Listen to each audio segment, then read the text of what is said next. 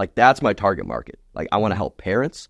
I want to help coaches who have never been, like, formally trained as coaches to be able to confidently coach the specific specialized skill of sprinting.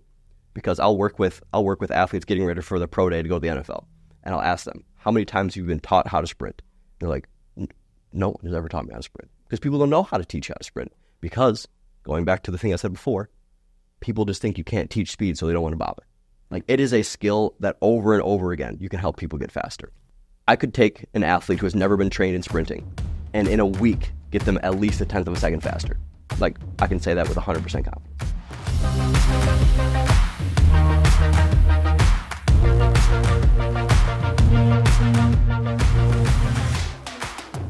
Hello, everybody. Welcome back to another episode of the Pay It Forward podcast. I am one of your hosts, Keegan Walls, with my trusted co-host, Austin Seward. And today, we are joined by one of my best friends, Dillon Martinez. So we're very excited. I'm very excited for this episode, so thank you so much for... We've been teasing about this for a long time, so I'm hyped. I feel like we've been talking about this since before it even started, dog. Since the idea was... The inception of the idea of the podcast, it was like, someday you're going to be on the podcast. Yeah. And now here we are. Here we go. What a day for a podcast. What a day. So Dillon is a former college athlete. He's an instructor. He is the director of Adaptive Physical Education at Winona State. He's also the co-owner of F.A.S.T certification, which we'll dive more into. And there's just some unique things that you guys are doing with the F.A.S.T program, equipping teachers, as opposed to athletes and stuff. So, lots on your plate. There's a lot you do. I know you also coach track, and you're also, welcome to the dad gang, brand new dad. So how's that life? It's insane. It's so fun. We're going to talk about the flexibility of my job more later, but even with the amount of time I actually get to be home, like leaving in the morning just absolutely sucks. But I'm so blessed to be home as much as I am, but even with that, it's like, every time we leave, my wife is holding Rowan, and we're just like, she's perfect. How can I leave right now? Yeah. But I have to. So I'm blessed to love what I do, but I'm also blessed to have an incredible family at home that it hurts to leave. What's been the best part of being a dad? Oh, man. Just like seeing her like form a little personality has been awesome. It's so sweet. I didn't think like a 2-month-old could like be a whole person, like in every way. And she just so evidently is. It's so fun. That's so awesome. Fun to see. Yeah. So cool. So dive a little bit just into who you are. Like, people are wondering, okay, I heard the little description of him, but who is Dillon Martinez? Who was Dillon Martinez growing up? Who are you? For sure. Yeah, and you can only use 2 sentences to answer that. I must answer in a haiku. I'm an instructor at Winona State University, so I run a program there called the Adaptive Physical Education Program. So is that a fancy name for gym teacher in college? So kind of. So my job description is I train future PE teachers to be PE teachers. Sure. Specifically, my realm of expertise is in adaptive physical education. So I train future PE teachers to teach kids with disabilities specifically in the realm of physical activity. Cool. Which is so fun. And then in my role at Winona State as well, I also teach in the general physical education program, which means I just train general PE teachers to be PE teachers in the future. And then I also teach in the coaching minor program, which I love. So I just train coaches to be coaches in the future as well. And that's kind of how I got into wanting to create the F.A.S.T speed coaching certification, is because, well, actually, we'll talk more about that later. But so I wear a lot of hats in my job. So I teach all of the all the adaptive physical education courses, which is about 13 credits, or 14 credits over the course of 4 years, and then just train the general physical education students as well to be PE teachers in the future, which is so much fun. So prior to that, I did the job that I'm training people to do now. I think there's a lot of professors who never actually do the job that they're teaching people how to do. So there's not as much practical knowledge that some professors have. Most professors do. But I think we've all encountered professors who have never done the thing they're teaching others to do, which I think is kind of... Because where did you teach again? I taught at Blair Taylor, so a small school district in Wisconsin. So when I was there, I was the adapted PE teacher for the entire district. So any kid that had a disability, a documented disability, I was their PE teacher, and I was in charge of everything that had to do with their physical activity, the thing with any type of special education is there's lots of laws associated with it. So yes, I'm a gym teacher, but I also like really know special education law because you have to. Usually if a school district is going to get sued, it's going to have to do with something with special education because that's where most of the litigation is going to come from, which rightfully so. Like those kids with special needs need special attention, and they deserve that special attention to get the free and appropriate public education that the rest of the students get without even thinking about it. So we need to do our parts as special ed teachers, but also as like school administrators to ensure that those students with special needs get the exact same attention that they deserve. And part of that is just knowing like what the law explicitly says and not cutting corners on that law in any way. So there's got to be somebody who knows the law. There's got to be people who implement the law. And then there's got to be people who really know actually how to be teachers and not just content matter experts. So that's kind of what I'm hoping to train my students to be able to do. Very cool. Yeah, that's very awesome. So obviously, not a gym teacher, but physical education, sports, athletics, that's been your whole life, your whole upbringing. Yeah. So what was that like? What was your sports background like? When did you start falling in love with athletics? So I was born in Colorado. My dad was teaching out at University of Northern Colorado at the time. That's where he got his doctorate. And like one of the first pictures that I have of myself is in like a full Broncos uniform with like pads on and everything as like a baby. So it was just kind of like ingrained in me. My dad was an incredible athlete. My mom was an incredible athlete. I think my mom still holds the long jump record at her school, which is pretty sick. That is pretty sick. So it's just kind of like, it was always a part of our family was athletics, like any downtime my dad had. So my dad is the office right next to me at Winona State. So he is the chair of our department. So physical activity has just always been part of what we do as a family. And it's kind of how we bond, which has been so fun. So then athletics, when I was in high school, I played football and I played track. And then I had got 7 scholarship offers to play football and 2 to run track, which was an incredible experience. Like when you're in high school and you're getting like phone calls every day from coaches that like want you, it's a really cool feeling. Yeah. But also my parents did an incredible job of allowing me to pursue getting a scholarship as if it was my full-time job. And I treated it like a full-time job. So they didn't like make me work or anything. They said, if your dream is to play college football, like you need to treat it like a job. Like the recruiting process is not a joke. It's not a joke, but like if you're a dedicated high school athlete and you have the stats and the more so the demeanor that it takes to go to the next level, you don't need to be paying thousands of dollars. You don't need to be paying thousands of dollars to these recruiting services because if you have Twitter, if you have an email, and if you have YouTube, you can you can promote yourself plenty. X, my bad. My bad, Elon. My bad, Elon. You don't need to be paying these recruiting services thousands of dollars to get your name out there. So what I would do every Friday night after a football game is instead of, we would have a dance. If it was a home game, I could jiggy with it. Then I'd go home and I would cut up the game on Huddle and I would immediately send it to like over 100 schools that night. And I would say, here's my name, here's my position, here are my stats for the day. Here's the video for every game, not just the entire season. I think most kids wait, regardless of the sport, they wait till the end of the season. They send their season highlight that's 20 minutes long, and no coach is going to wait for 20 minutes. But if you have a really good game and you send that clip of that game, like I had 3 carries and I had 4 touchdowns, which is a real story. It was crazy. It was a crazy game. And they're like, 3 carries or 4 carries and 3 touchdowns? What? And it's 30 seconds long. They're going to watch it. Yeah. And like, then you're going to get onto their radar. And then you have like camps and whatnot. So I had a preferred walk-on from the Badgers. And the reason I got that was I went to the camp and I ran a 4.4 540 on the spot. And they're like, we got a spot for you. Which I was like, speed. Yeah. I was like, I would love to be a Badger. But I explained to them like, my dream is to get a scholarship. And I didn't get a scholarship offer for them. Which, oh well. But it was cool to know that if all I had to do was sign the piece of paper and I would play for the Badgers. Yeah. So I ended up going to, I got a really good scholarship offer from the University of Minnesota Duluth. And part of the reason I chose to go there was because they basically said, we need a defensive back now, and you're going to play as a true freshman. Wow. Which, at the time, they were the #1 Division II school in the country. And I was like, that's pretty cool to get that opportunity as a true freshman. So the senior after my, or the summer after my senior year, I moved up there right away. And I was like, if I truly want to make an impact on this team, I need to know the playbook. I need to get acquainted with the guys, and I need to start lifting and getting speed training right away. And then I got injured like immediately when I got up there because the training was completely different than what I was used to. I was used to going fast, and I was used to lifting fast instead of like just lifting heavy for the sake of lifting heavy. As a defensive back, like you want to go fast. You don't necessarily need to be the biggest dude in the world, which is more so the trend in the NFL these days. Is there's a lot of small, fast dudes as opposed to like when we were coming up. They were like, if you're not 215, at least, we're not even gonna look at you. You know what I'm saying? Yeah.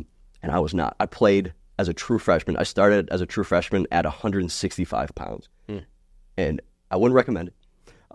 But that summer, like I was saying, like I lifted heavier than I've ever lifted. But then when it came to the speed work, the first day we actually did speed work, I had never had soft tissue issues my entire life, and I snapped my hamstring on like the first sprinting rep because for a couple months my body was used to moving really slow, but heavy loads. So then when it came time to move really fast, my body was like, yo, I thought we didn't do this anymore, and it wasn't ready for the strain that I was putting on my body when I was sprinting. Sprinting is the most violent thing our body does. So then when I sprinted, my body was like, we're not used to this, and all of a sudden my hamstrings snapped on the spot. And that was kind of when I started to learn, like, okay, speed training is a very specific thing. And most colleges, it's starting to turn now. I have a lot of like Division I college head coach, strength coaches that are friends. And it's definitely it's shifting now. But in the past, it was like, let's recruit fast kids so we don't have to make fast kids. They just wanted to make strong kids and people who knew the playbook, which I totally get.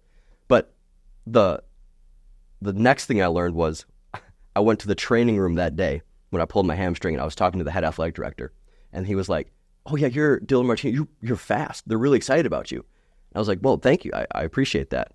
And I'm like, so why do you say that? And they're like, well, you can't teach speed. So they're really, really excited to have you here.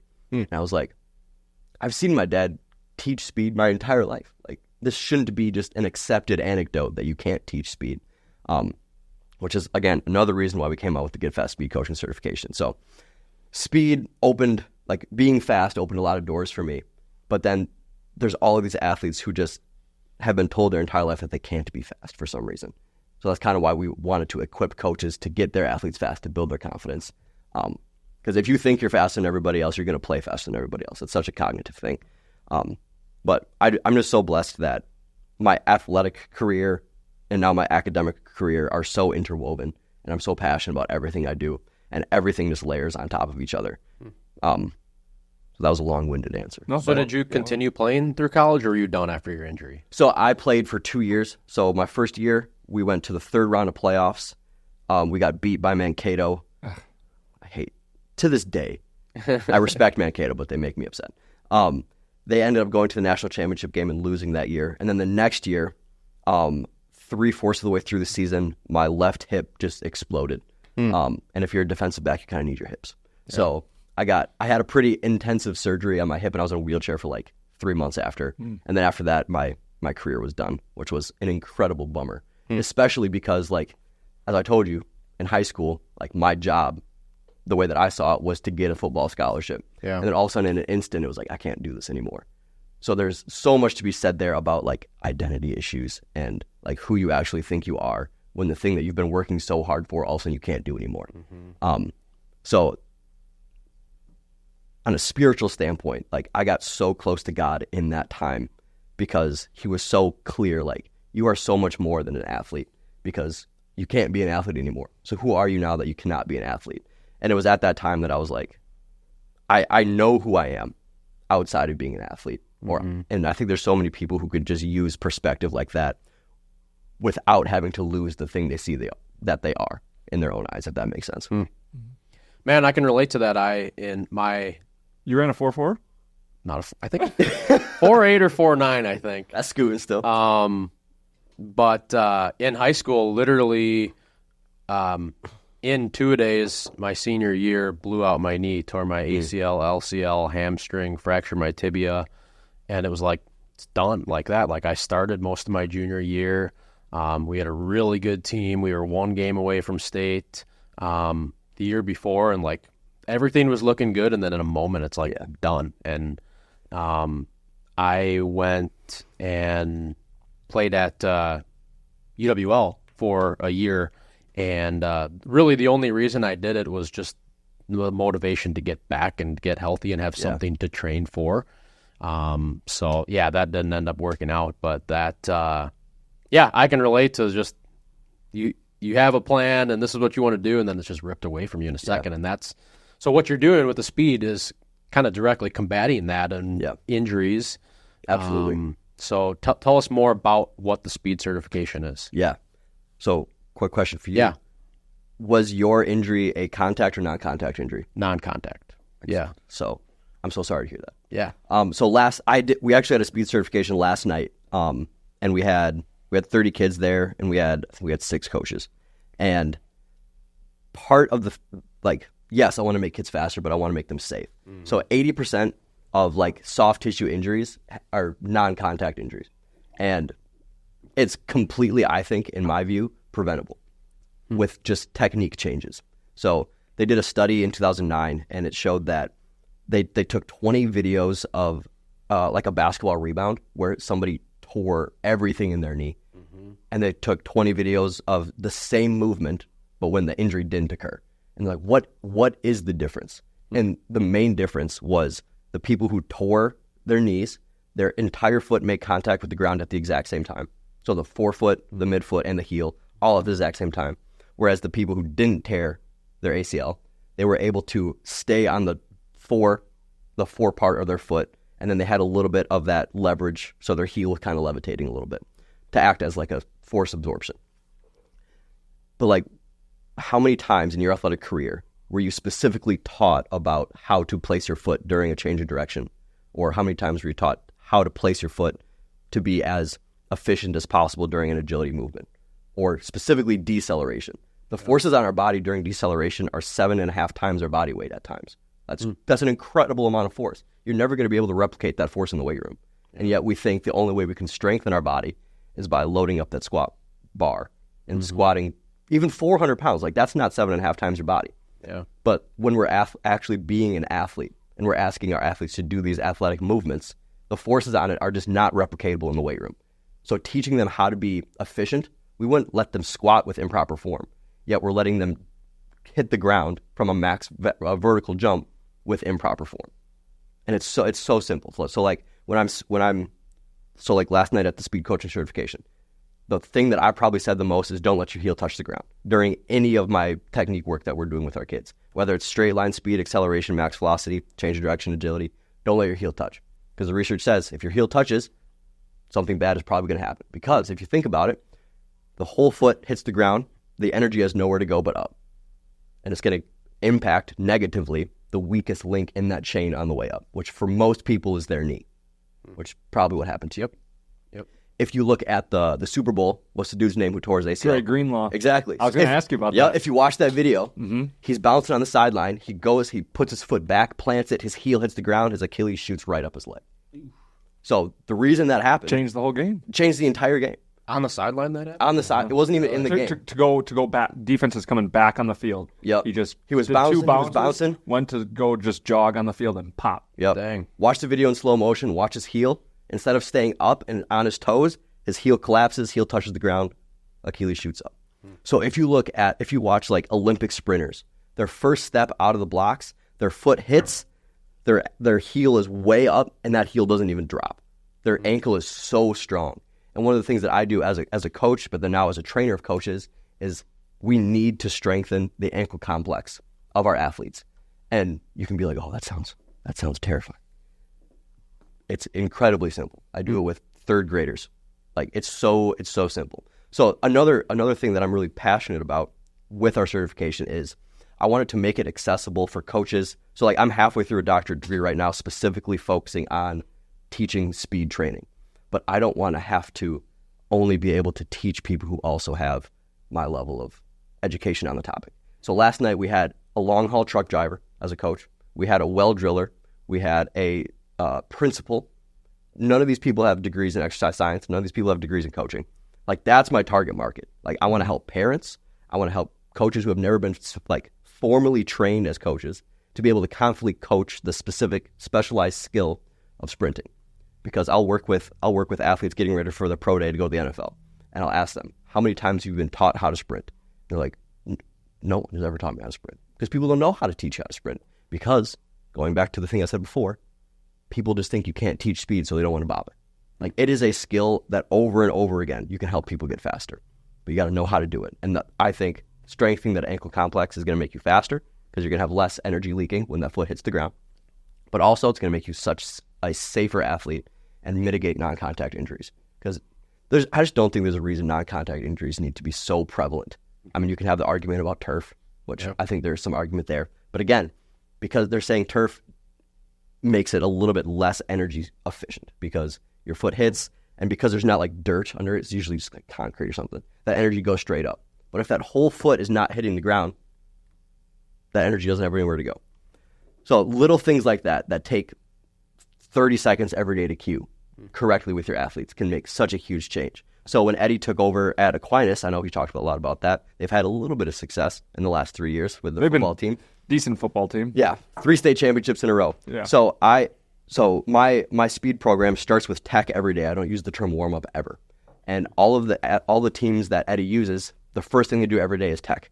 And that is a isometric work, it's technique work, it's plyometric work, and it's guaranteeing that athletes are going to get to top speed at least 3 times before practice starts.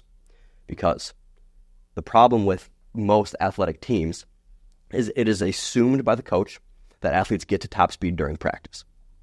I would think that as well. If I was just thinking about practice, we're going to go hard. Yep. We're going to go at top speed. So they think we're going to hit max velocity. But with the advent of like GPS technology that athletes are able to wear during practice, they're hitting like 60% of top speed maybe throughout the course of the season. And then what happens during game time? They get a pitch on the outside. They get daylight ahead of them. They're like, it's time to go. And they hit top speed, but their body hasn't experienced that stimulus the entire preseason, the entire practices, and also their hamstring snaps. And they're like, we need to do more hamstring work. No, you need to allow your athletes to experience the stimulus you want them to be able to cope with during competition. But that usually doesn't happen if you don't specifically plan for it. So a lot of the stuff we do in tech is making sure that our athletes get an authentic opportunity to work on the things that they're going to experience during gameplay. So how much of the certification is, like, because you say speed and everybody probably thinks, okay, straight line, right? Okay, yeah, I'm doing track. But what about like the non-track athletes? For sure. Like how much of like the speed training, the certification is also for, like what you said, agility, quickness, change of direction, all that kind of stuff. So the first probably 15 minutes of the entire certification is all agility and change of direction. So agility and change of direction are 2 different things. Agility is more cognitive focused, so it's reactionary in nature, whereas change of direction is pre-planned movement. So like the way I usually, and it's offensive in nature.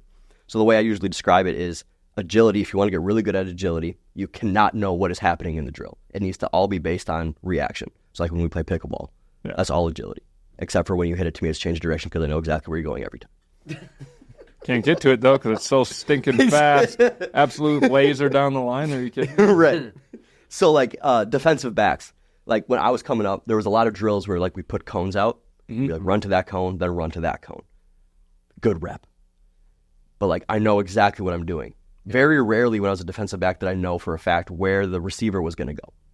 Like why would we train that way if that's not what the actual game situation is going to be like? Conversely, as a receiver, like going to the cone, going to the other cone, that is a good drill because you have landmarks on the field that you need to hit as a receiver. So do you kind of see the difference? So as coaches, we need to specifically know what we're training for and why we're training for that specific stimulus for our athletes. So change of direction, like I said, it's such a huge part of what we're teaching because just like sprinting, there's a proper way to do it. And you need to know the specific cues as a coach to help your athletes do it properly and safely, more specifically, because it doesn't matter how fast or strong your athletes are. If they're injured, they can't play. It just it ruins everything. So knowing how to teach change of direction, knowing how to teach change of agility, but also knowing how to program it in an authentic way that actually will give your athletes opportunities to experience the stimuluses you want them to be able to cope with during gameplay is so important. But being able to teach truck drivers and well drillers a way that they can confidently do it without having a degree in exercise science, I think is what separates us from other certifications that are out there. So why is it so important to you to do it that way, to have that kind of formula where you're going, right? Because a lot of programs could easily just go, okay, I'm going to teach the athlete how to get faster. For sure. I can just create an online program that can do this thing, or we can have, I don't know, we can have we're going to go to this school and we're going to offer a certification, teach you guys how to be faster. Yeah. So why did you guys decide, no, we want to help equip and teach teachers as opposed to going directly to the athlete? Yeah. So y'all played sports, right? Some of the most influential people. Technically. I practiced. You were on the team. You were on the roster. I practiced a lot. Then I watched. Bench. But hey, had front row seats at state. There we go.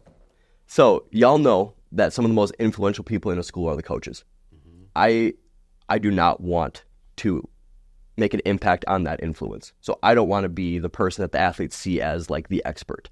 I want them to see their coaches as the expert because I'm not the one who's there with them every day. I know what it's like to be a coach in a school and also like be their teacher around the kids every day. Like my office at the beginning of school days was absolutely packed with kids. And it's so much fun just knowing like these kids care about me because they know I care about them. They know I know what I'm talking about. Like I want every coach to experience that. I don't want to steal the influence from them, from their own students. That just doesn't make any sense. And also the amount of impact that I can have by teaching other coaches how to be successful in this way is going to be 100x what I could if I could just teach individual athletes. Because I've done both. I was a teacher of just specific athletes and just like when I was K-12. And now I'm training physical education teachers that will all teach thousands of kids. So the exponential increase of impact that I can have over the course of a career is significantly higher than if I were to just focus on kids themselves. Yeah, that's a cool way to think about it. So the certification is a business of yours outside of your job, working for Winona State. So tell us about what it's like having a business. Like how do you monetize it? How does that look like? What does that look like? That's a great question. So again, it's so fun that both of like my job at Winona State and now my job or my side hustle, as a speed certification coach, they just work so well together because ultimately I'm trying to create really, really proficient teachers in both of these things. The really cool thing about being in higher education is that we have summers, we have really long winter breaks, we have really long spring breaks. So there's plenty of time to work on other stuff. During those times, I'm putting so much effort into my coursework as well. But I mean, there's 24 hours in a day. There's a lot of time to get other stuff done as well. So one, the flexibility of higher ed, like I saw the reason I wanted to go into higher ed was because I saw what my dad was able to do when I was growing up. He was my coach for everything. He was at everything, and he was the loudest voice in my life. And that's what I want for my kids. And higher ed, apart from like what you guys are doing in real estate, I think offers some of the most flexibility. I mean, my wife and I have already taken 2 5-week plus trips to Europe while I've been a teacher. Like we have so much time, and it's, as y'all know, like we're all chasing time freedom. So that's awesome. Secondly, working to create your own business to supplement the income with as a professor, because our salary is capped out. Knowing what I want to be able to afford my family and my daughter now, I know that I need to create something else. So the way that we monetize the speed coaching certification is we will charge per coach, and then what we'll do is we'll have a 2-hour like training in person with the coaches, and then after that we have a speed camp with their athletes, and that's like $30 a kid. We try to do it for free, but as y'all know these days, if things are free, nobody actually like pays attention to it. For sure. If I could, I would do it for free with the kids. But the reason we do it that way, so the first half of the certification is with the coaches. The second half is with their athletes. The reason we do it that way is I want the coaches to see everything we just talked about in real time with their athletes, so then they can just confidently kind of see how the flow goes. But then more importantly, the athletes know what to expect going forward from their coaches, because we're just going to transfer the influence right back to their coaches right away. So we have 2 models. We have the in-person model. So I've been to, I think we're at up to 4 states now, of 4 states that we have gone to certify coaches, which has been awesome. And then we also have a fully online model. So the goal with that is, well, if we go way back to the beginning, so Get Fast started last summer, and it was kind of like a proof of concept. Because we would get messages from coaches and athletes and parents saying like, okay, we see that y'all are being successful making people faster. How are you doing this? And we're like, well, here. And they're like, can you like teach us? And I was like, I'm a teacher. Yes, I can. I can't do that. So so we created like this. We wrote a 75-page book. We wrote a whole bunch of modules, and then we delivered it in person. And then we did a proof of concept, and in 1 month we made $5,000. And I was like, it's a pretty good month. Yeah. This is our first month. Every school we reached out to said, yes, we would love to have you. So we're like, sweet. And then I was like, okay, that was 1 month. I did I think I did 3 trainings. Made $5,000. Okay. How can I scale this now? Yeah. And so with the advent of the internet. Great tool. It's a great tool. Sometimes. It's a great tool. And specifically online courses. I used the platform of Kajabi. And I threw together a 11-module course that has like over 2 hours of content, 75 pages of just our ebook, and like 40 more pages of other content. So now, like, sometimes I'll wake up in the morning and I won't have done anything, and people will have bought our online course. And it's just completely passive at this point. So now I don't even have to go to Colorado anymore to be in person, which is awesome. But the coaches that do our in-person version, they'll still get all access to that online courses as well. So figuring out a way to scale it and make it so I don't have to physically be there to take away from the time that I'm spending with my family, like I talked about, which is why I got into hire in the first place, has been a huge shift. So is the online version less, I would imagine it's less impactful than you guys being hands-on with the coaches in person. So do you ever foresee there being, like if this certification is a level of credibility for a coach, do you see that maybe the online version would be less credible for somebody, or like do you ever? So the online version, I think if you have at least a semblance of background knowledge, is going to be helpful.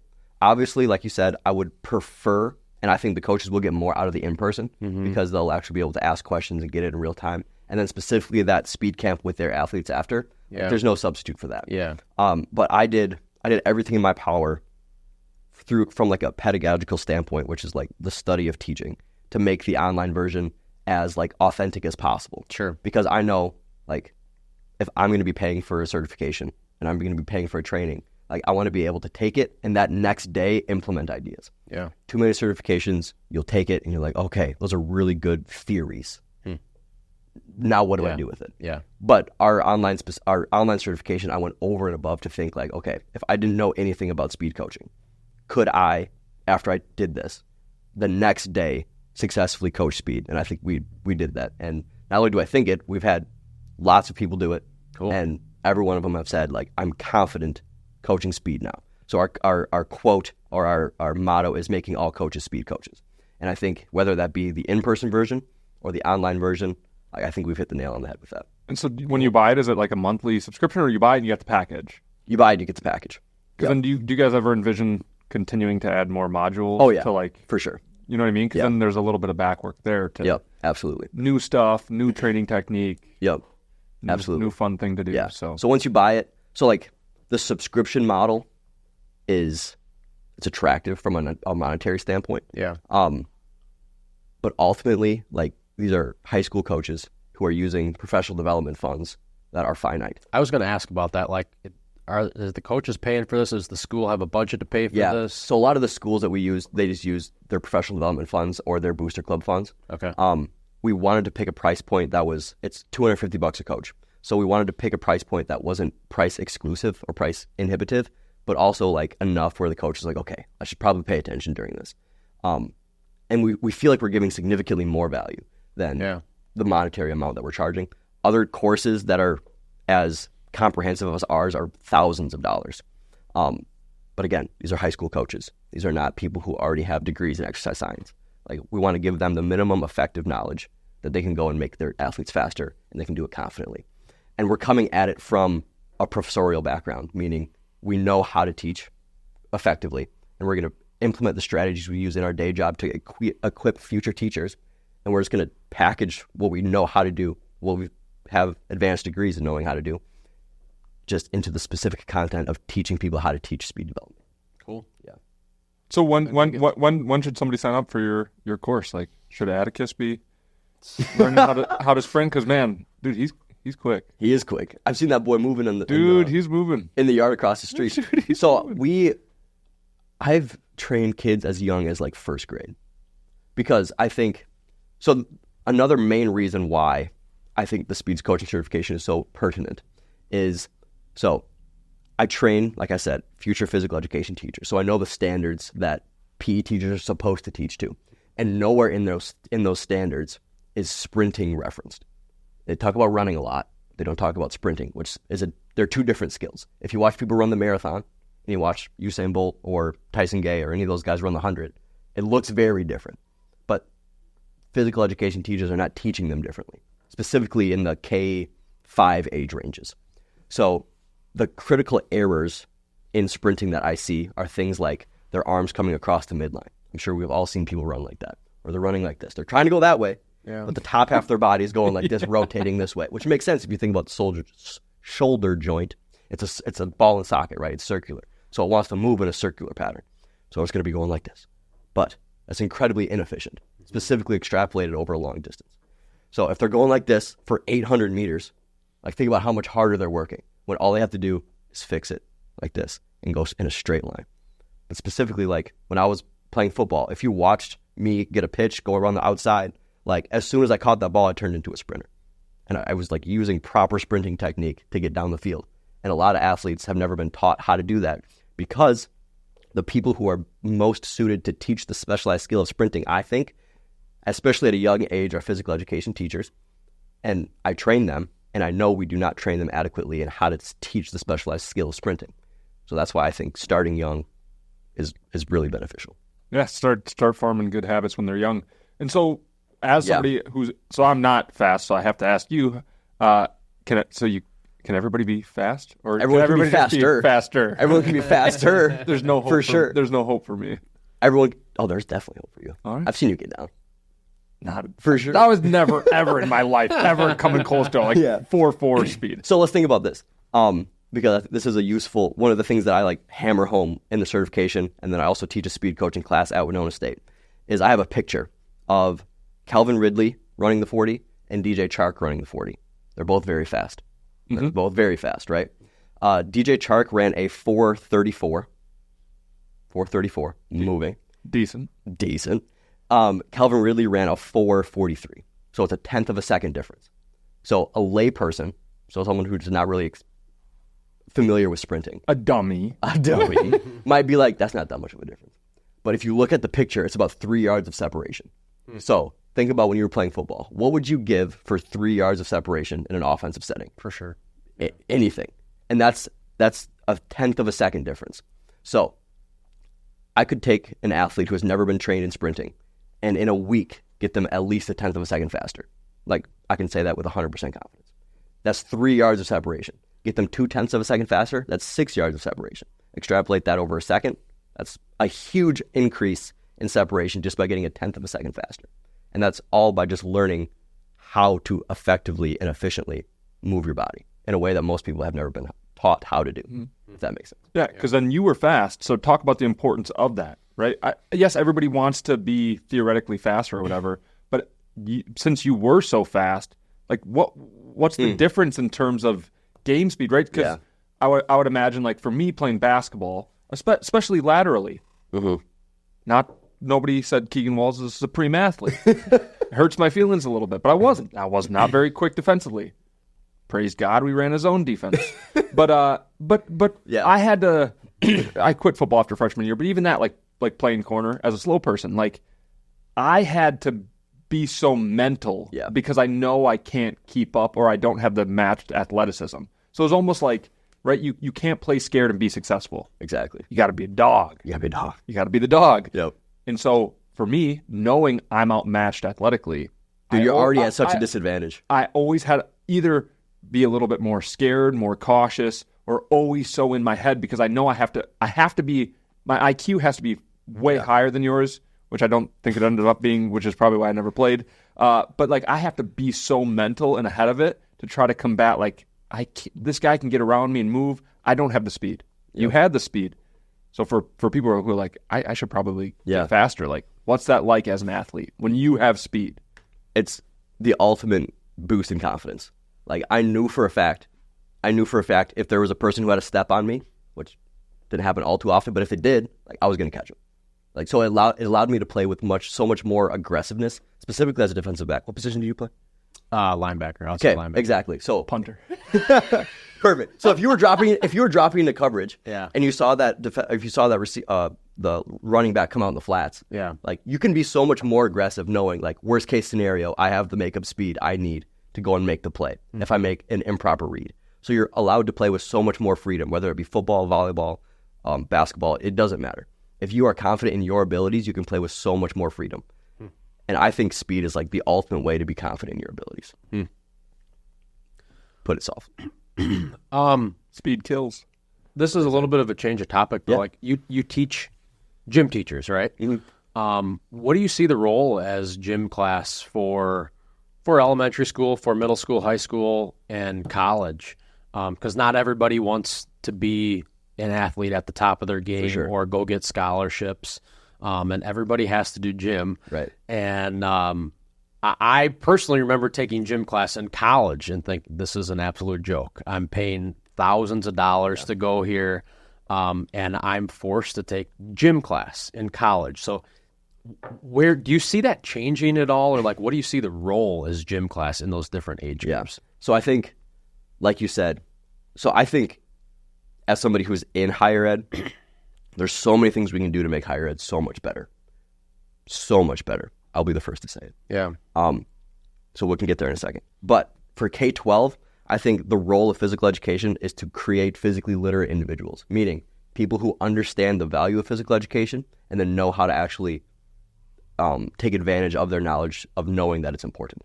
So I think a lot of people, they'll do something for the first time, that like physically active, and they're going to make a snap judgment, like I'm good at this or I'm not good at this. And all too often in physical education, you're going to have the kids who are just kind of naturally gifted, and they're going to say, oh, I love this. The first time they take physical education as a kindergartner, they're going to be like, I can do this.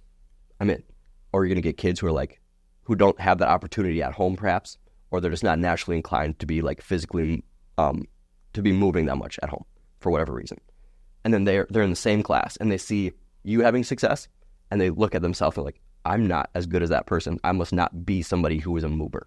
They might not think of it in that way.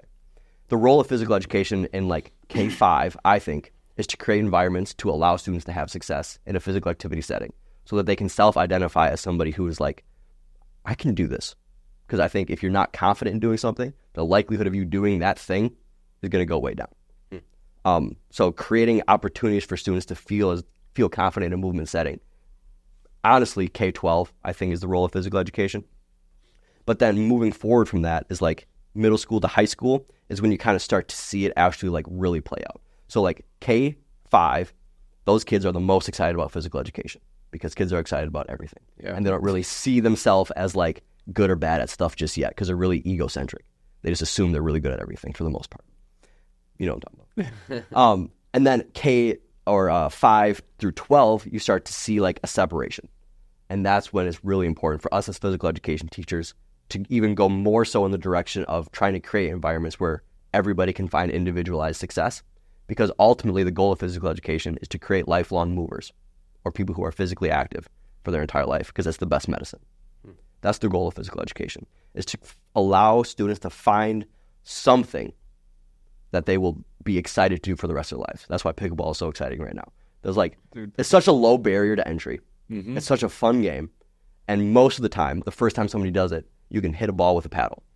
And that first time you do it, you're like, oh, I can do this. Whereas the first time I went golfing, I was like, I'm trash at this.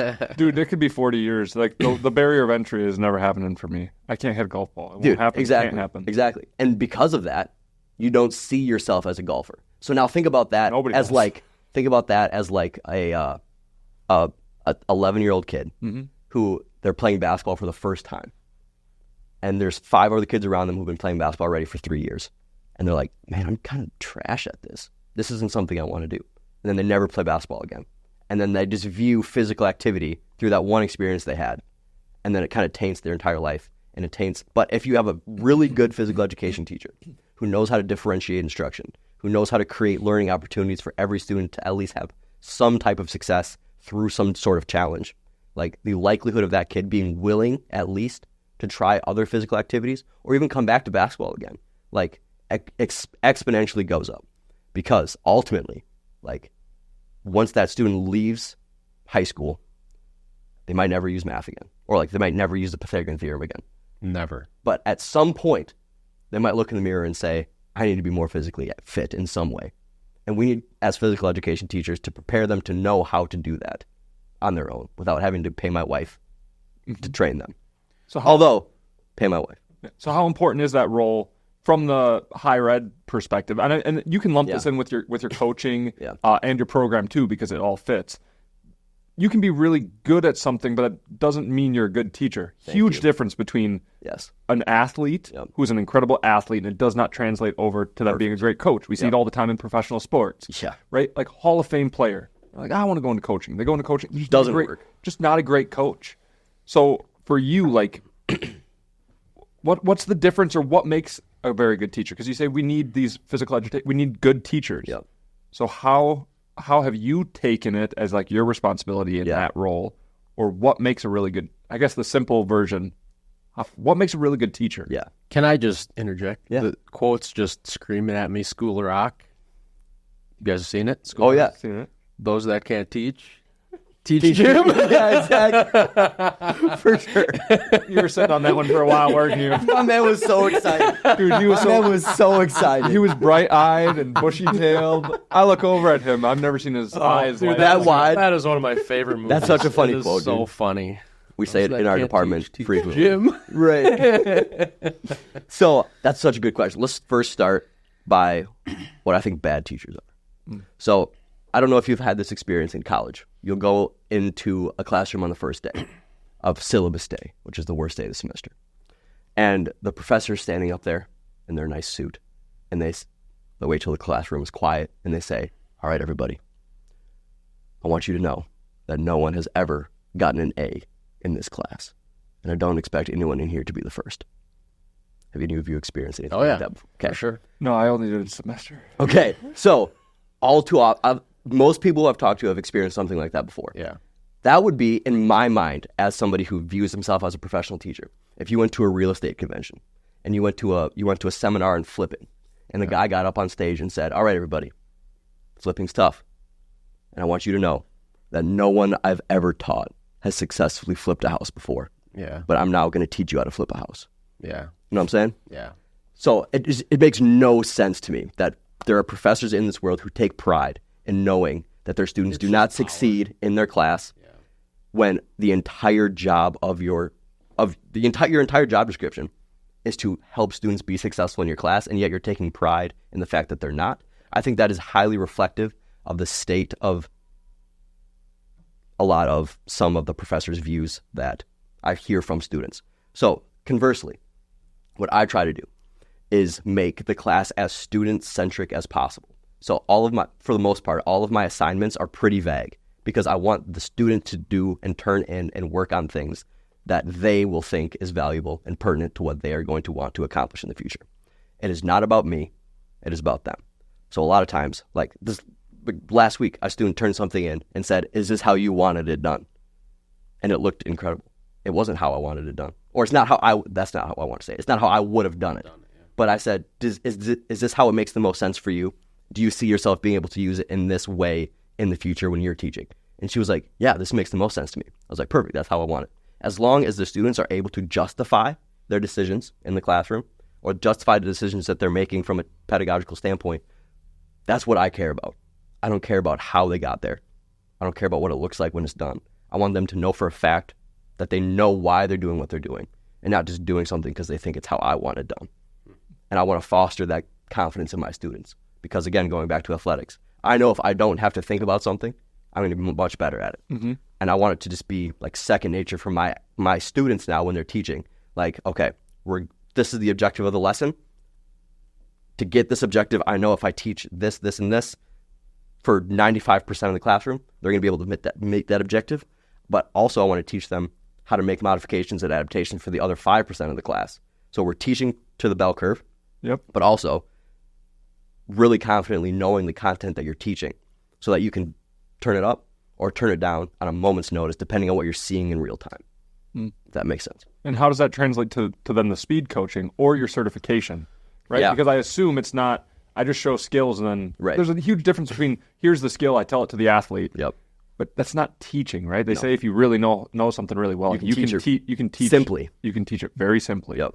So how have you incorporated that in the Get Fast program, but then also speed coaching? Yep. As simple as possible. So we use a 3T system. So we start with tech every day. We time something, and then we play some sort of speed game. So I don't care who you are. You can, after I teach you how to teach tech, you can teach tech. So you can go from technique, you can time something. We have a whole bunch of different timing systems that we use. And then you can play a speed game. We give you a whole bunch of different speed games. But the entire format of our certification is to give you a system to follow. So tech, time, tourney, if you do those 3 things every day, twice a week even, you're going to see speed increases. But more specifically, we're going to teach you something called the 7 ups, which are 7 things to specifically look for when your athletes are moving. If you can identify them and know how to correct those things, you're going to create faster athletes. It's 7 things. What are they? So starting from the ground, we have Free. Starting from the ground is how I always teach it going up. So you want your toes to be dorsiflexed. So instead of your toes being ported down when your knee is up, you want your toes to be nice and flat. So I usually do this. Oh, here we go. Here we go. So you want your toe, this is toe down, this is toe up. Because Toe up from the flow up. toe up from the flow up. You already know what it is. If your toe is down, when your foot makes contact with the ground, this is not a very strong position for your ankle to be in. You're going to have a huge drop before you come back up. Whereas if you're right here, you're going to have preflexion of the Achilles tendon and the psoas muscle, or not psoas, calf muscles. Let's just say that. We don't need to be specific. And as soon as that foot hits the ground, everything is pre-stretched already ready to just go forward again. There's no energy leak. So toe up, then going up from the ground, you have your knee up. So I want your femur to be parallel with the ground when you're in your max velocity phase. Hips, chest, chin, eyes, elbow. So 7 ups. If you can, as a coach, know what specifically to look for, it's so easy to coach. We give them like 4 or 5 cues for each of the 7 ups that they can use. And the most simple way I say it is, if you are watching an athlete run and something doesn't look right, one of the 7 ups are probably down. So it doesn't matter if you can see it. If you know something's not right, you have 7 things that you can just go through a check mark. If you can just have it on your phone. So are those 7 things, those are like the main things that are slowing people down? Oh, yeah. Yeah, it's universal. Like, it's universal. There's been studies on it. What role does the strength play in that? Does like body weight, Yeah. genetics, Yeah. So stuff like that? genetics, our muscles are made of type 1 and type 2 muscle fibers. I'm sure you've heard of those before. Haven't. So I'm sorry, I assumed. So I have, bro. so basically you have fast twitch and slow twitch muscles. I'm on a roll. Based on your genetics, the makeup of your muscles are gonna be different. Okay. So from that standpoint, like, there's not too much you can do other than like learn how to move more efficiently. Yeah. So from a genetic standpoint, that's where that comes in. You said from a body weight standpoint, so sprinting is a function of how efficiently you can cope with your own body weight, Sure. right? So the stronger you are in comparison to your body weight, the more force you can put into the ground, the faster you can go. If you weigh 500 pounds and you can't do a body weight squat, you're probably not going to be that fast. Yeah. But if you weigh... Well, what, like, I guess more specifically, I'm asking, like, maybe body fat percentage. If you have some extra weight on, like, you're heavier. Like, for example, I'm losing weight right now, and when I do pull-ups now, I'm like, I feel lighter doing pull-ups versus 10 pounds heavier. You feel heavier. So is it the same in regards to sprinting? So again, it's just a function of how strong you are. It doesn't really matter your body composition. Okay. It's just a matter of how strong you are in comparison to what you weigh. Sure. If you're more efficient at moving your body weight, you can go faster. So it doesn't matter necessarily your body comp. Now, if you have a more, never mind. If your body comp is more muscular in nature, Yeah. you're going to be healthier and you're probably going to be a little bit stronger. So you're going to be able to probably go faster because you have more muscle as compared to excess weight that is not helping propel you forward. If that makes sense. Yeah. So losing weight doesn't necessarily automatically mean you'll get faster. Sure. You need to also get stronger. Yep. Which leads into your question about strength training is Eddie has this down to a science.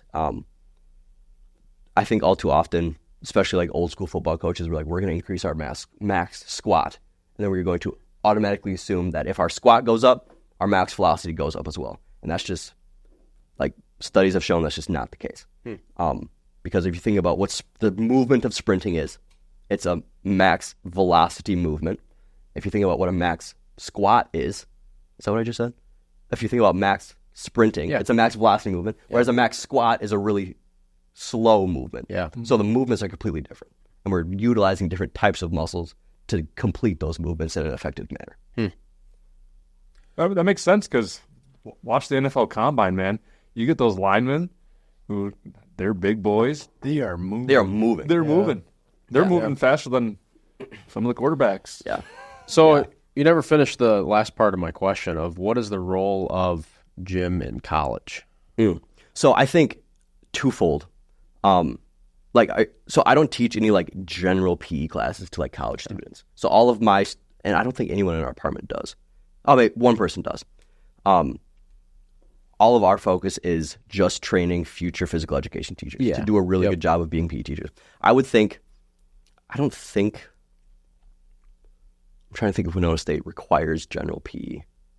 I would say the only reason that people would take general physical education in college and the reason that they want you to take it is specifically at Winona, we have such incredible like natural resources. It's more of like a recruiting tool to help people like experience Winona. And it actually like, we've done studies about it at Winona State. Like when they get on Sugarloaf and Climb or when they get paddling in the backwaters, which is usually what our PE classes look like for the general population at Winona State, it helps with student retention a lot. But broadly speaking, I mean, why do you take general psychology? For sure. You know what I'm saying? So like my Don't come at me like that. That's what you're saying. No, because I totally get in the same way. Like I'm in college and I have to wear a white T-shirt and black shorts and have a uniform and go play badminton. Right. Like, are you serious? Yeah. How much money am I paying for these 3 credits? Like thousands of dollars to come do this? Are you kidding me? And it's required. Yeah.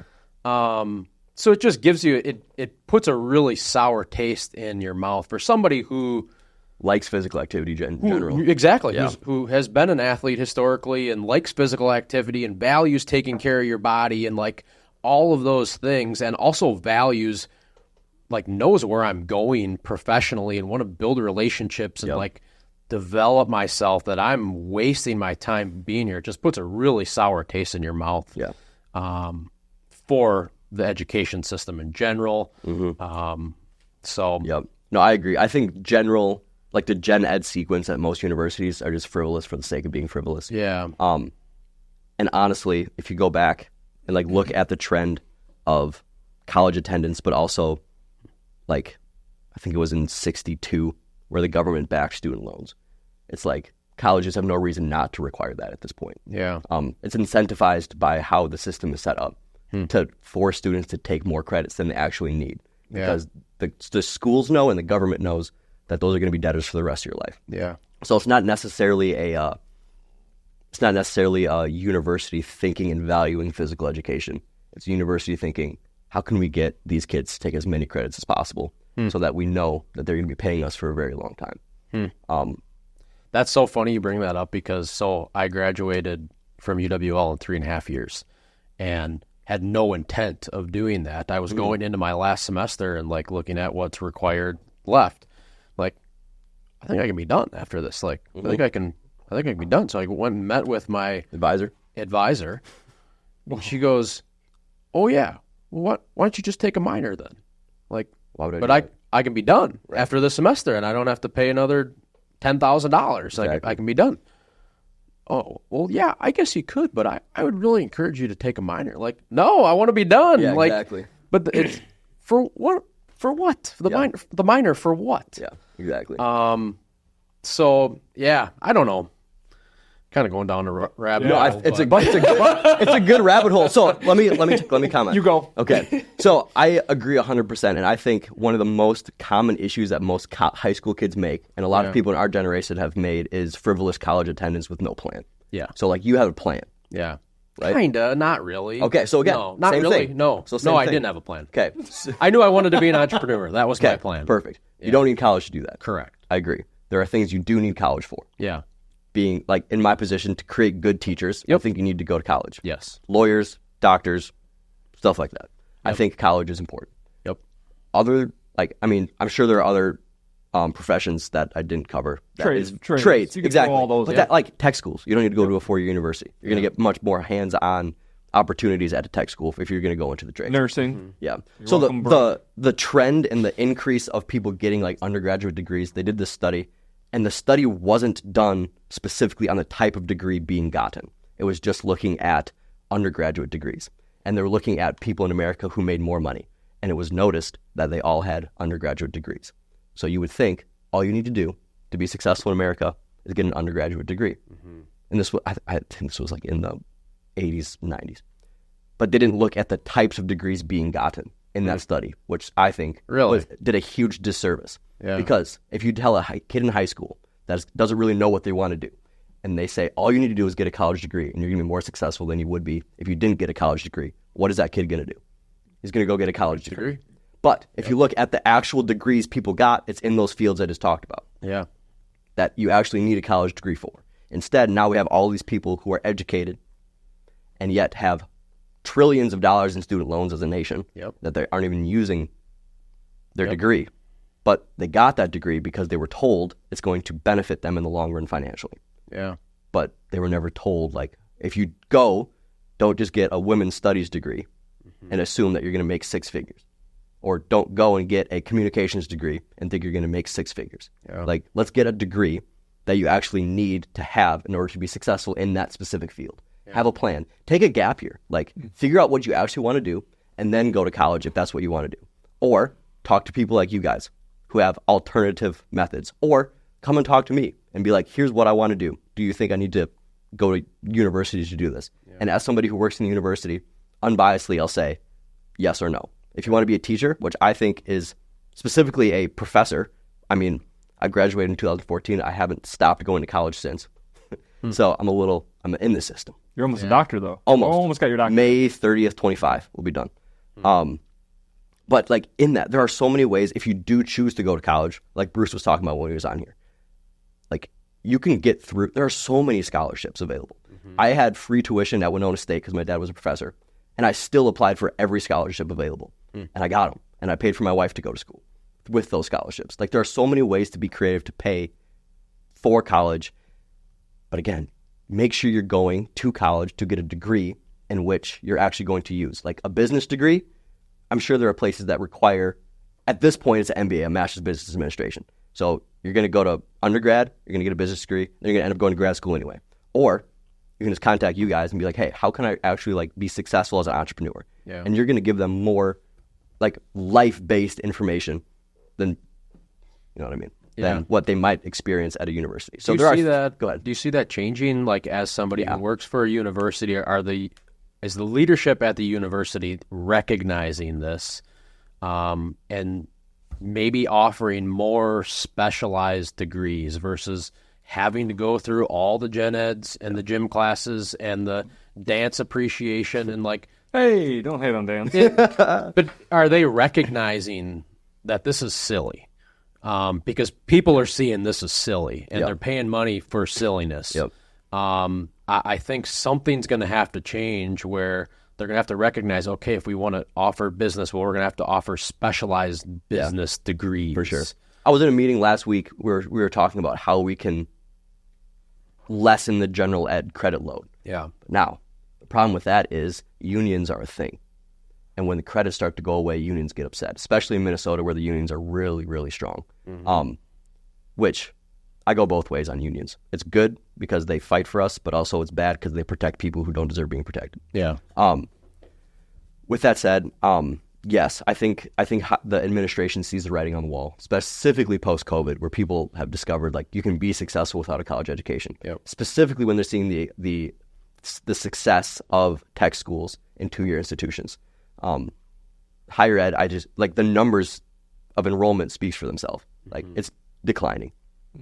There are less college-age students now, which contributes to that, but also just the propensity and the knowledge of you don't need to be a college-educated person to be successful in this country is also increasing. So ultimately, I think if college administrations looked more at the institution as a business instead of a a learning institution, which is hard to do because like teachers are empathic people. Like, we care a lot about our students and our content.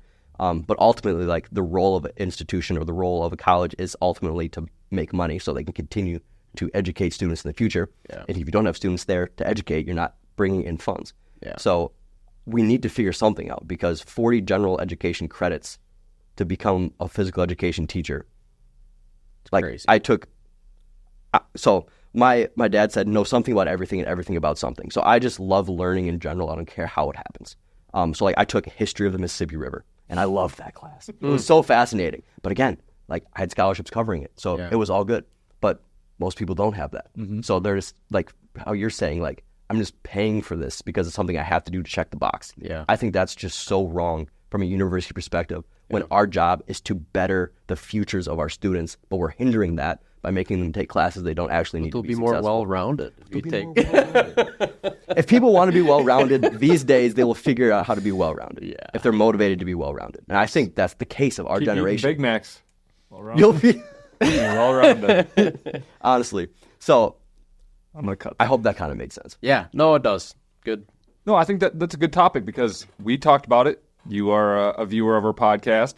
Yes, sir. And you've given me a little bit of grief because, hey, entrepreneurs, we kind of like to take digs at college, or you don't need college or whatever. We're pro-education, like what you said, from that perspective. But then talk about the alternative, because you still work and teach in higher education. I know you've defended it a little bit there, but like, the entrepreneur is always looking for financial freedom, financial stability, time freedom, all that stuff, which is why they do the entrepreneurial route. Right. You have now tied in the entrepreneurial route with Get F.A.S.T. But talk about like your gig as a professor, because like, it's sick. It's pretty sick setup you got. Like, you're talking about time freedom and flexibility, and you think, oh, I have to be just an entrepreneur for that. Right. You got good amount of flexibility in what you do. So talk about like your calendar and your setup. That so you have. Do y'all remember when you went from a high school student to a college student, and the first time you had winter break, and you're like, I don't have to go to school for a month and a half? Yeah. It's the same thing as a professor at a university. Obviously, I'm doing work during that time, but I don't have to physically go somewhere. I can be home with my family. Same thing with summers. Like, I teach summer school, and it's very lucrative to teach summer school, but all my summer school classes are online.